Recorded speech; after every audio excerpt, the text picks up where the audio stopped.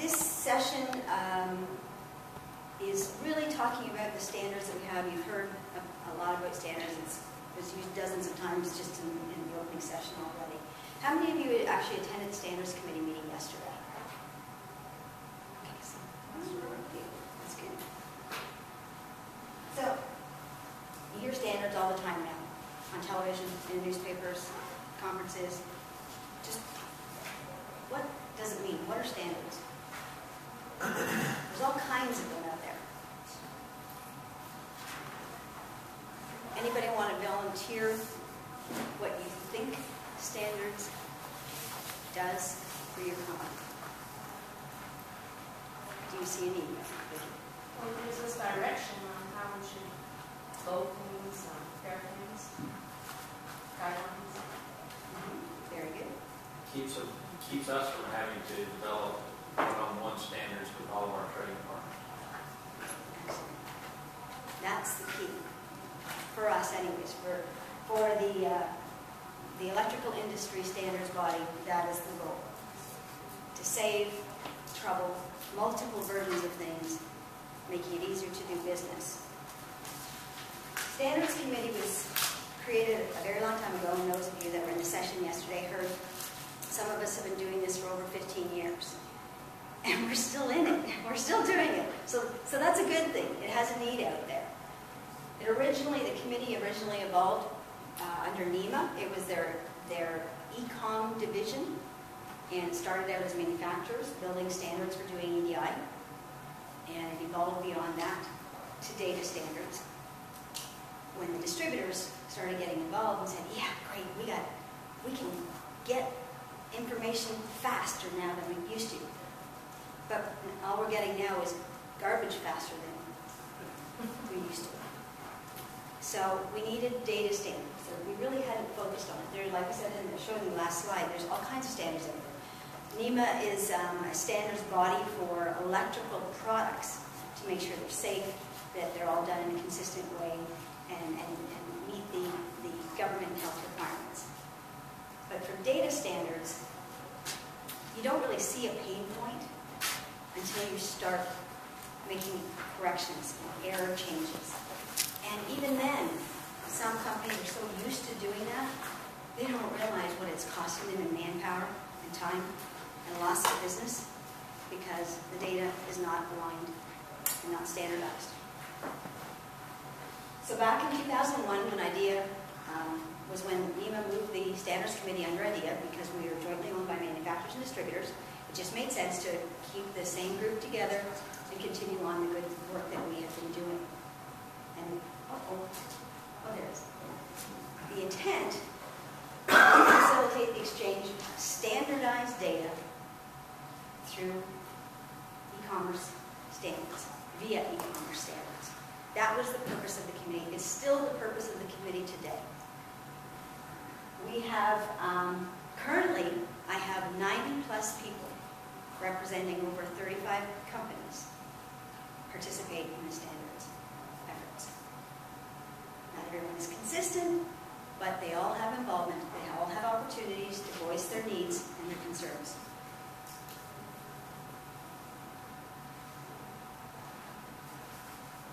And as Vicki said, mutually beneficial to follow standards. And if you don't, it just adds extra cost and delays to the supply chain. Reduces cycle time, order to cash is faster. You have less errors, can manage your inventory much better. Your costs are reduced because it's computer to computer. You're not having to fax things through. You're not having to have someone manually type in things. Again, that leads to reduced errors as well. And the green is the big push these days. Everyone's saying, "Oh, we have to be green." Well, if it's done electronically, no paper. No paper.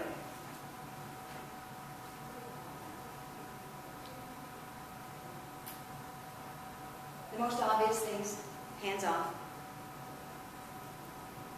And there is, if you go out and look, like I said, you hear standards all over the place. Almost every country in the world is either involved or has their own standards organization or a group of countries involved developing standards. So it is a worldwide thing, and it's not something that's going away.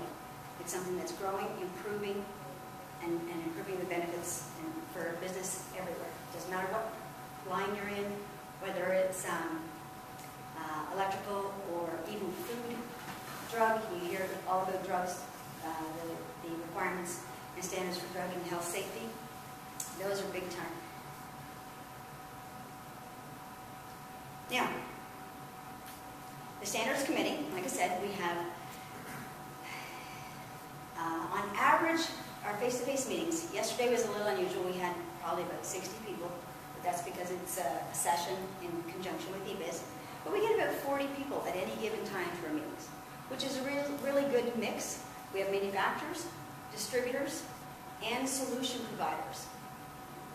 Some other organizations don't include the solution providers in their standards development, but we do for two reasons.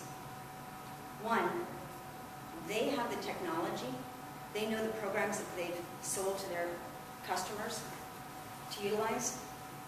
They also get a heads up by participating to know what to build into the new releases of their programs. So they can build the standards into them.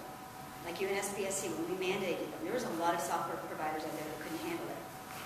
But because of the involvement in the committee, as revisions were made to their software, they started accommodating it and using it for reporting purposes. This is just a sampling of some of the things that the committee has done, just to show you what all we're involved with. EDIPro standards. This is a guideline, a subset for doing EDI, a subset of the X12, which is widely North American, but also in other countries. It's a huge set for doing EDI. Governments involved, rail industry, finance, transportation. They're all involved, and as are we as a supply chain. So we're involved in the development of those standards, and I sit on that committee. So we have impact on the things that they make changes to. We bring that down to the committee and take them into consideration in our guidelines and disperse them out. Our EDIPro guidelines were created way back in the early days when NEMA managed the committee, and they are an electrical industry subset of the big X12, so that you don't have to implement all those really complicated requirements.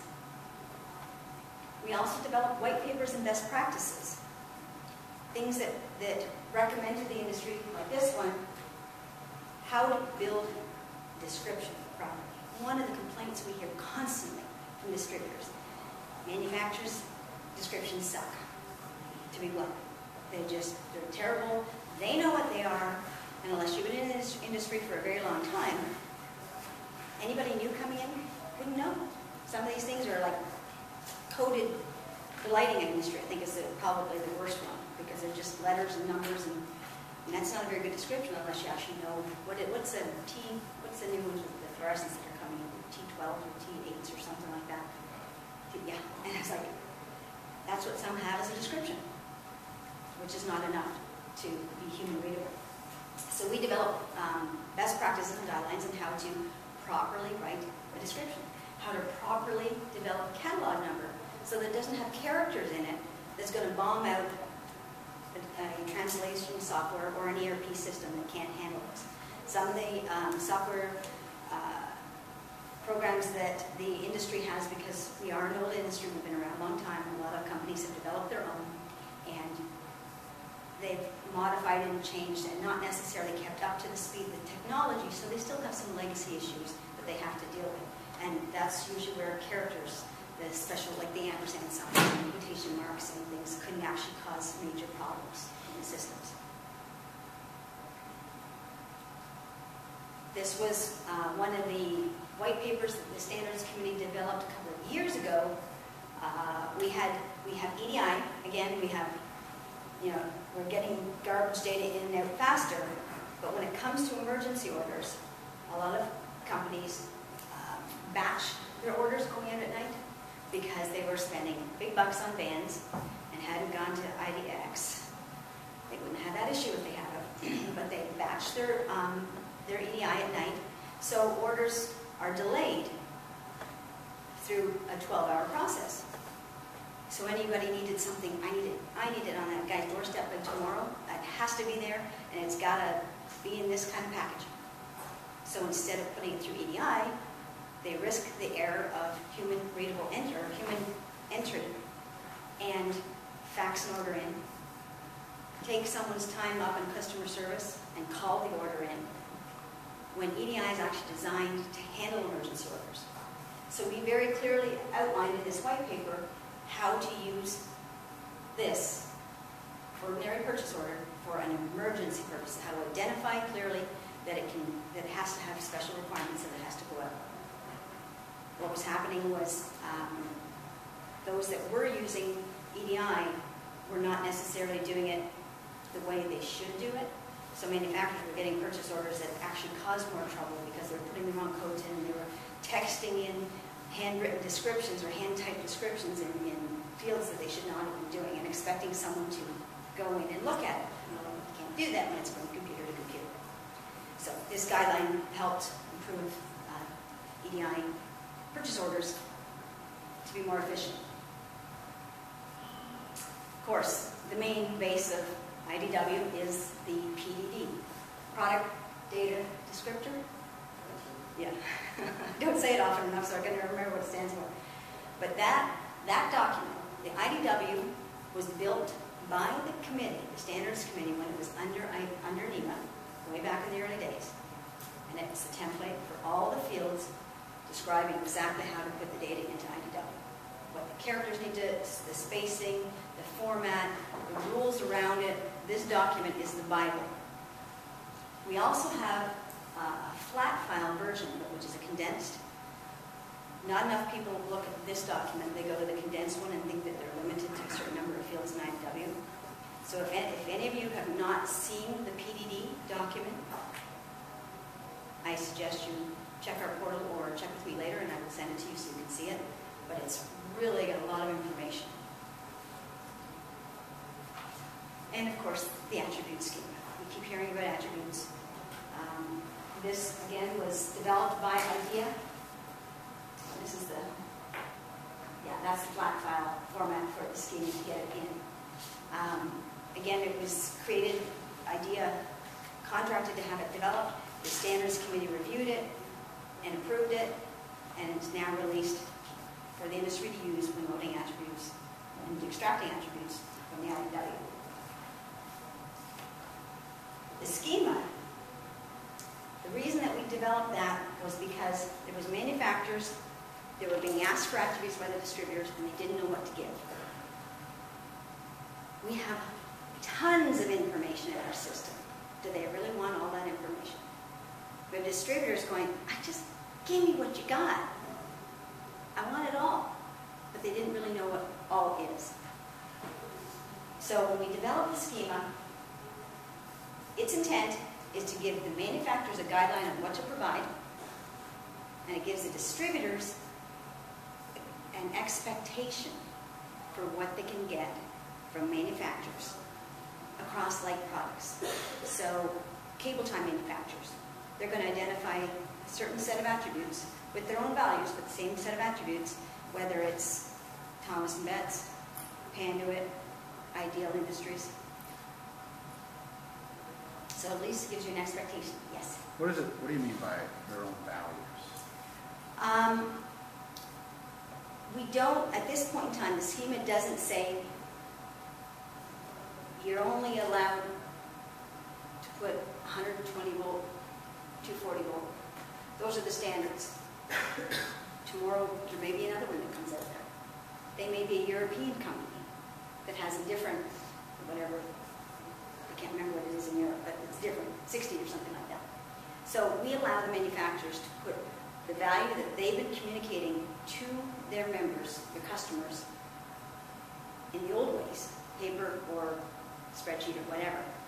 But we tell them what the label is, we tell them what the name of the attribute is, and they populate with their information, which allows them to avoid the commoditization fear, because that is a big concern in this industry. Everybody is afraid that the products will be commoditized if everything is fixed and set. So we say, here are the values: color, wattage,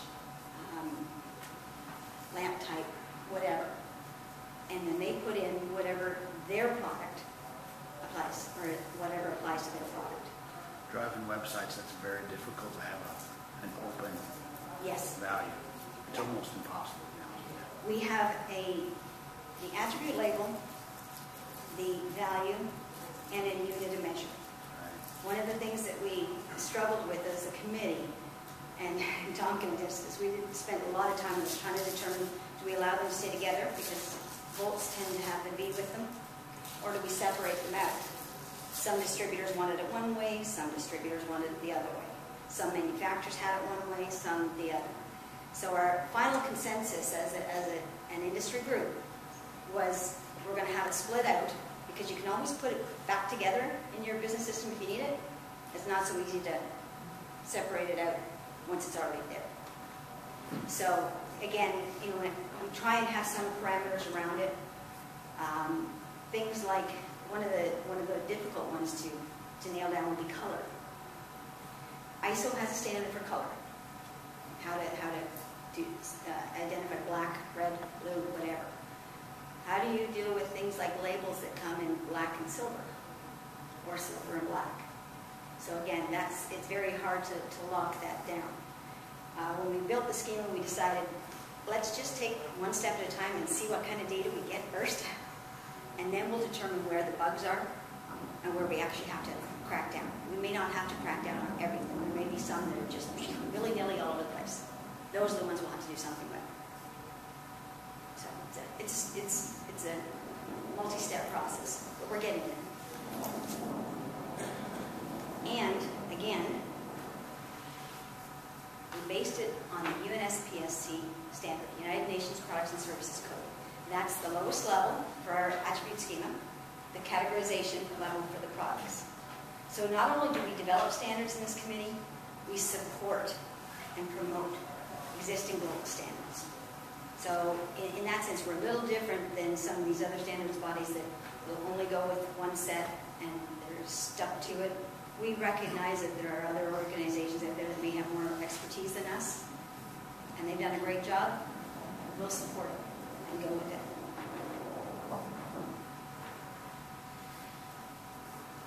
Now this one's a little complicated. This is the actual schema. This is what it actually looks like. Let's see if I can get this thing. Okay. This is where we identify the category. And in the attribute, labels are along here. So brand name, type, style, wattage, voltage rating. So you would use this guide to tell you what you need to identify for the products.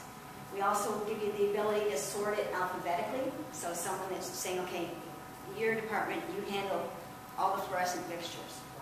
Okay, what do I have to pull out? Alphabetically tells them what they're looking for. So height, frequency, color, ballast type, that type of information. This is something that's very unique.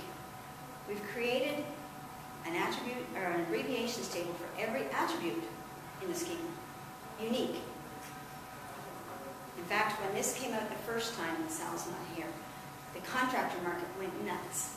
They had been wanting an electrical abbreviations table for years because limited space, they were getting truncated descriptions. And between one manufacturer and another, they had no idea what the product really was. So this abbreviations table can allow a manufacturer to communicate in a standardized set abbreviations to identify their products if their customer has limited space. The one that we always point out is air conditioning and alternating current. They're both AC. So we made sure that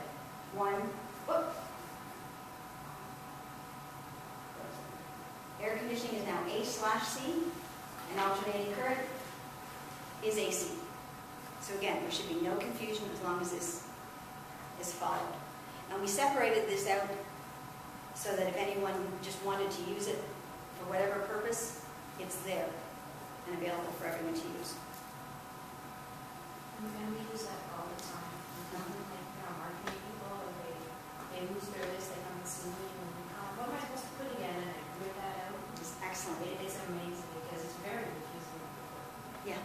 And if you don't know the products, you don't know what they're putting in there. I have another manufacturer that also told me as soon as he got it, I'm handing this to my marketing team, and these are going on my website tomorrow. Are all of the attributes required, mandatory? No. The attributes, and I'll get into that in a second, but what we did is this is a select group of attributes that we've identified as commonly used in the industry, from distributor sites, manufacturer sites, web storefronts, wherever we can find information on it that seem to be consistently appearing, that's what we identified. Up to 27 pairs. We had to limit it because some manufacturers have 500 attributes. Those aren't always of value to a distributor to have that many. They look for the ones that are key, that are searchable. So we limited it to 27 pair. One of those fields is what we call special features, and allows the manufacturer an opportunity to uniquely identify their product from another competitor. The example I use is a gold tip pin connector. The 18-karat gold tips make better connectivity, and that's something that they do that's different from everyone else. So they can identify that in that attribute field. Again, helps avoid the commoditization issue.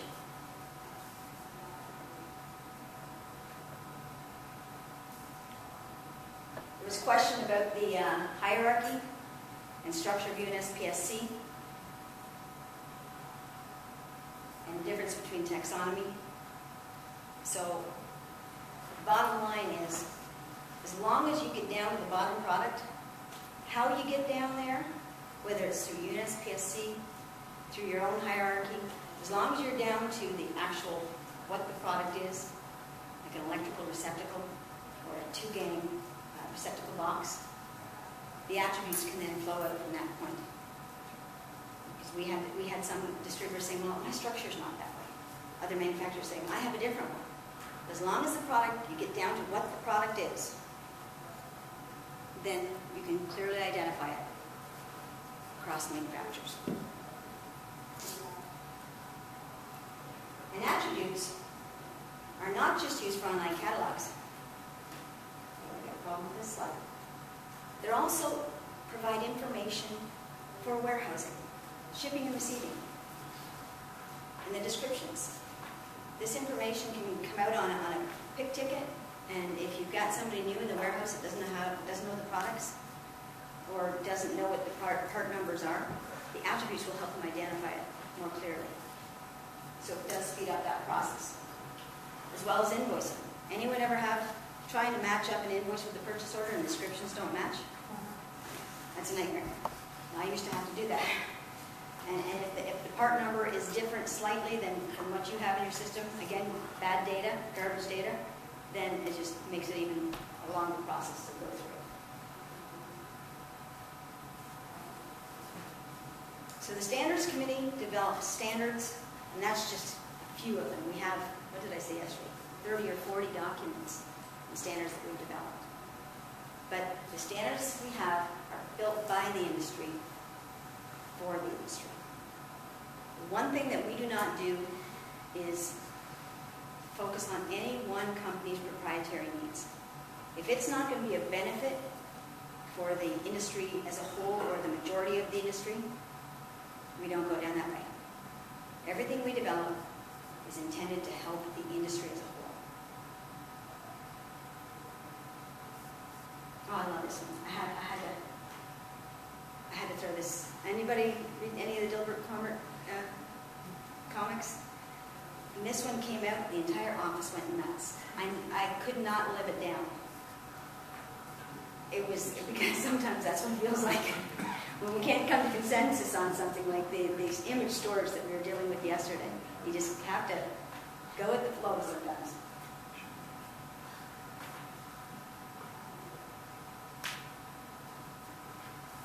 And as Bob said this morning, Standards Committee meeting yesterday, we are truly a family.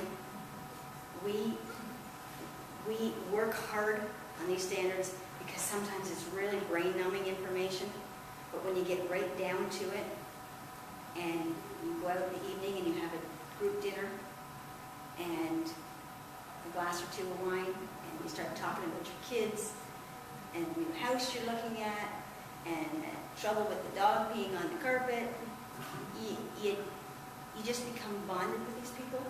So the next day you go back into the tedious work, and it makes it so much easier and so much more enjoyable. And then when those documents are produced and released to the industry with the label that the Standards Committee developed, it is an amazing feeling to see something published that you've actually been involved with, knowing that what you've created is not only going to help you and your company, but it's going to help your customers, your suppliers, the industry as a whole.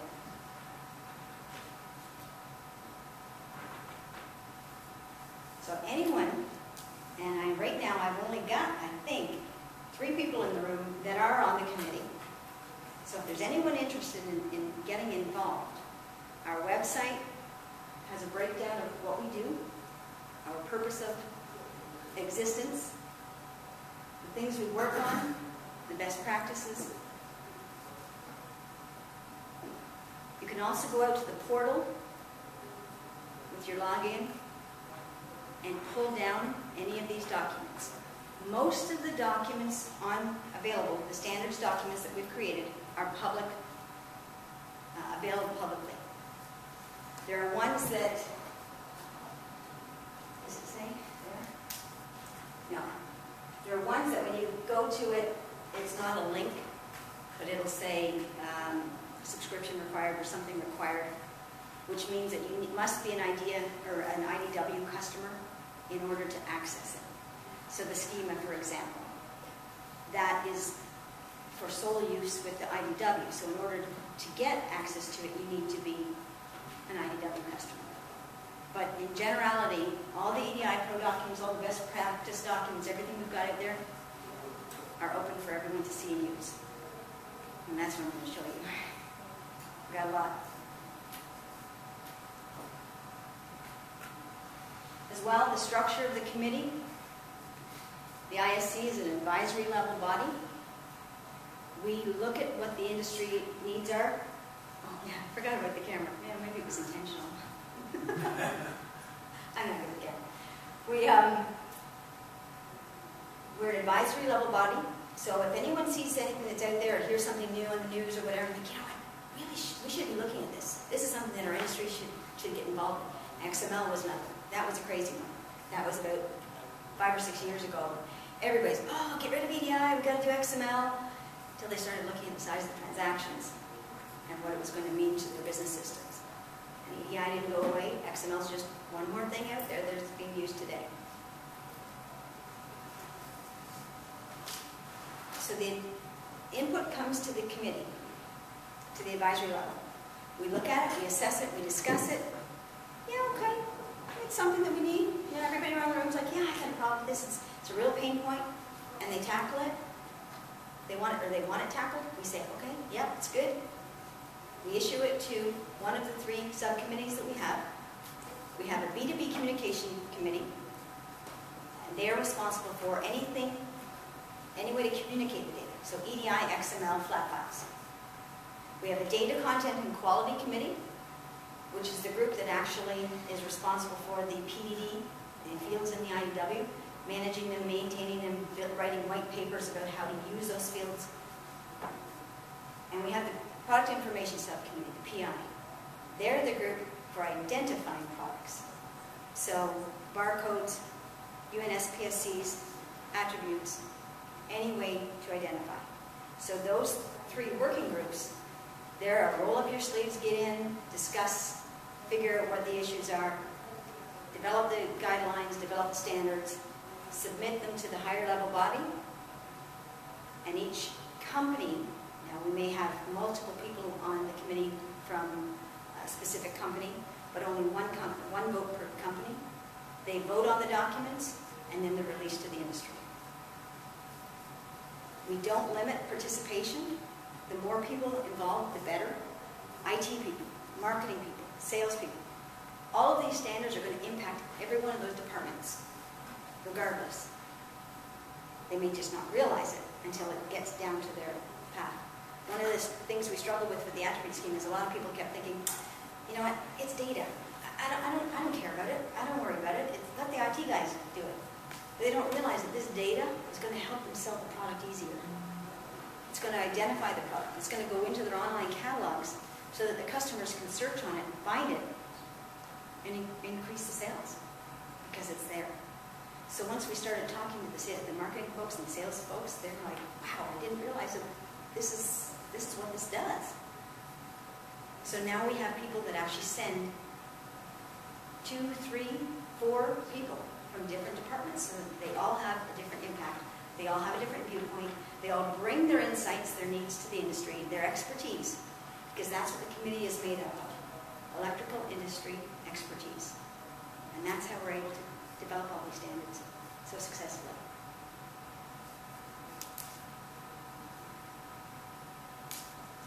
Any questions? Mine's football. Oh, I know, I'm going to throw the footballs after. Tom pointed out that I throw, or that I, what did you say? You hit like a girl. I hit like a girl. So I throw like a girl too. I was trying to swat a mosquito and I missed it. So I don't throw. Well, you were so gentle to the mosquitoes. I got you was to kill it. I know. It was more so that the guy I was about to hit didn't jump out of his chair. But, so anyways, I would love to have you all involved. I should have asked this at the beginning. Could I see a show of manufacturers in the room? Wow. Distributors. And the other guy. You can set up. The other big. What did you say yesterday? The other big gorilla in the room? Yeah. We need involvement. I know I said 90 plus people in the committee, 40 at a time that show up. That's still not enough. There's a lot of people in this industry, a lot of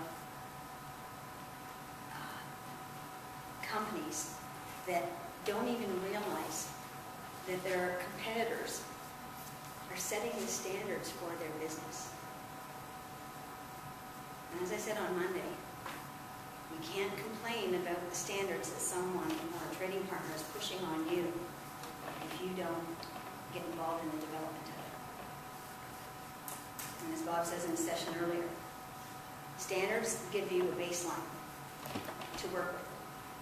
The one thing about EDI, the EDIPro, is a lot more companies are doing EDI with each other for a lot more transactions than there were 10 years ago. It's because now they can go to all their trading partners and say, this is the standard that I'm basing on. This is where I'm going to base my starting point on. I'm doing this with all my trading partners. We may have one-on-one business needs that are a little bit different, and we'll discuss them and implement them. But this is the baseline to start with. We can deviate as necessary without going too far. And things like EDIPro, we created the standard. The last big one we did was in 2000. When Y2K chaos started back then. And we never touched it again until just 3 years ago. 3 years ago, we said, you know what, maybe it's time to go back. Nobody's gone past the version 4010. Let's go back and take a look. We didn't have a whole lot of EDI knowledge back then. We have a lot more now. Let's see what we can do. And that's exactly what we did. We sat down and we're going, wow, 15 companies have all done these one-offs with their trading partners. We didn't consider it the first time around. So we revised the documents and put what was needed. Ones that were 1s and 2s that nobody else needed and they were really proprietary, we left off. We said those are for trading partner to trading partner discussions and negotiations. So our standards are constantly growing, constantly evolving. The schema is constantly growing and evolving as new products come into the industry, as more products are being identified. When we released the first one, there was only 1,493 products included in it. Then we started realizing that there are other products that aren't so obviously electrical. Tools. When you just think of tools in general, there are hand tools that are used specifically for electrical. So we included those in. The next revision brought us up to almost 2,500. The one that's being worked on now, and should be ready by the end of the year, will have approximately 3,500. So we're covering a lot of products, a lot of categories. I have 2 questions. One is, were you ever a meteorologist? Because half your body keeps leaving this camera and zipping back in. But the second question is, when authoring the schema and the code values that can be entered, what's the committee's relationship to GS1 and the standards created there? One of my roles as Director of Standards is to sit on all these global committees. So I sit on the standards development for GS1, representing our industry. I sit on the X12, representing our industry for the supply chain. I bring our needs to them, and I hear about the things that they're developing that could benefit us, and I bring that back to the committee. So usually when something new is going on, by being involved in the committee, you're going to hear about it most likely ahead of the rest of the industry, because we're looking at it going, is this something we need to consider? Is this something we need to tackle, take on, adopt, improve? Like one of the documents that the committee was working on is package measurement guidelines. One of the distributors saying, I need measurements, I need weights and measures, I need lengths, heights, all of that. But a lot of manufacturers haven't done that. They haven't actually done the measurements. So GS1 created a global document that outlines and identifies how to build, how to properly measure a product, to know what's the front facing, what's considered the top, the back, the bottom, and how to properly measure it. It's big and it's retail. So we went back and said, okay, this is a good standard, but we need to make it more specific for our industry. So we created a subset, again, for electrical. We now have images of wire, the big reels of wire, and the products that are wholesale distribution electrical. So again, we've taken someone's standard and created a guideline to support it. Did I cover it? Was that a good enough question to get a football? Yes.